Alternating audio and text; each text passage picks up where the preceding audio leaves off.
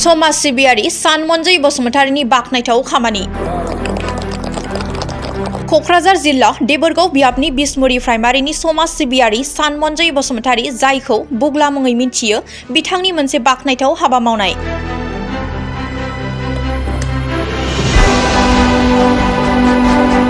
गावनि आखाइनि रां बाहायनानै सोनाब बिसमुरि गामिनि लोक्षि गार्जा थानसालियाव बाउन्डारि वालजों लोगोसे टाइल्स लुफुंनानै होयो।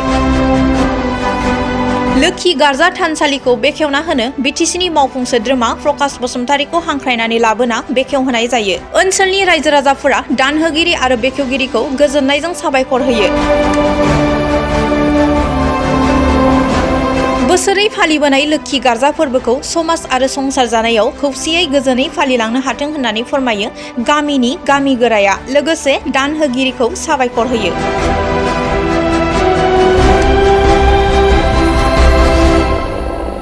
बिसमुरि गामिनि रायजो राजा बिथांमोन आरो जोंनिनो दिनै नैबे जोंनि बाथौ मन्दिर थानसालिखौ लुफुंनानै होफैनाय बिथां सनमनजय बसुमतारी बिथांनिसिम जोङो रोजा रोजा साबायखर थाबाय आरो जेब्लाबो जोंखौ बेफोरबायदिनो मोजां खामानि मावफुंनानै रायजो राजाजों मोजां मोनजानाय हाबा मावोबा जों थोजासे बिथांनो आशीर्बादखौ आं बावबाय। आं एसेखिनिखौनो बुंनानै थांनानै थानाय जिउआव बेसेबां धोरोमनि गोनांथि दं, जोंनि बाथौआनो गुदि आरो बाथौखौ जोङो जेब्लाबो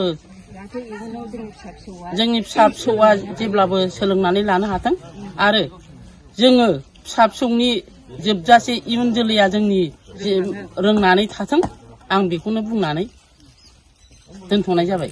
बेखौनो बुंनो सानो गामिनि गावबुरा जानानै जोंनि सोनाब बिसमुरि गामिनि जे धोरोमारि फुजिग्रा गार्जासालि, बे गार्जासालिखौ जोङो रायजोआ नैबे मन्दिरखौ लुफुंनाय जादों।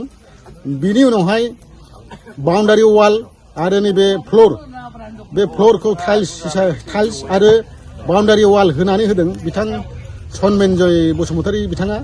दा बिनि थाखाय जोङो बिथांनिसिम रोजा रोजा साबायखर जासियो आरो बे गार्जासालि थानाव जोंनि रायजो राजाफ्रा फुजा फाथालि होनानै जोङो गोजोनै संसार जानो हायो, जेबो बेमार आजार जायालासे जोङो सुखि संसारै बा दावराव दावसि गैयाजासे, हेंसा हेंसि गैयाजासे जोङो ग्रोम ग्रोम ज' ज'यैनो जोङो नैबे गार्जा फुजा बा लोक्षि गार्जा फुजा होनानै जोङो रायजोआ बोसोरे होबाय थानाय जायो। बेखौनो आङो बे गार्जासालिखौ मावफुंनानै होफैनायनि थाखाय बिथां सनमनजय बसुमतारीनिसिम रोजा रोजा साबायखर बावहरो आरो लोगोसे दिनैहाय बे हाबाफारियावनो नुजाफैनो हानाय जोंनि ससियेल वेलफेयारनि EM मानगोनां प्रकाश बसुमतारी साराबो बेवहाय बाहागो लाफैनो हादों। बिनि थाखायनो बिथांखौबो गामिनि जानानै साबायखर बावनाय थाबाय। लोगोसे जा मेलेगा बसुमतारी बिथांनिसिमबो दिनैहाय बे हाबाफारियाव नुजानानै बाहागो लाफैनायनि थाखाय, हाबाफारिखौ मावफुंनानै होफैनायनि थाखाय बिथांनिसिमबो रोजा रोजा साबायखर बावहरनाय थाबाय। बेखिनिखौनो साबायखर बावनानै दिनैनि आंनि नोंथांमोननि बे मिडियानि सिगाङाव फंनैसो बिबुंथि होनायखौ बेयावनो फोजोबबाय।